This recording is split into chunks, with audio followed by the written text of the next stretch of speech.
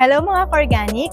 Tayo ay magsagot ng mga katanungan ngayon tungkol sa White Bloom Face and Body Wash by Organic Nature. FDA approved daw ba to?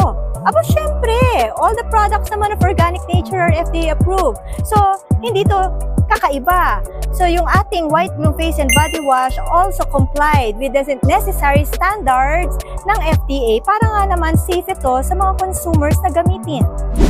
Along with other natural ingredients of this product, it also contains collagen as a key ingredient.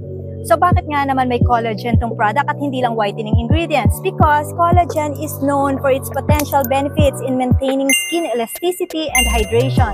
So important yon. Hindi lang tayo dapat nagpapaputi. Dapat ay hydrated din tayo, di ba? At saka walang mga wrinkles.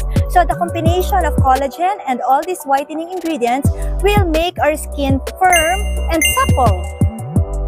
There are 5 whitening ingredients included in this product. They are glutathione, niacinamide, kojic acid, alpha-arbutin, and papaya extract. All together, when you combine them, it will give us a fairer skin na mas fair pa kasi hindi lang one whitening ingredient.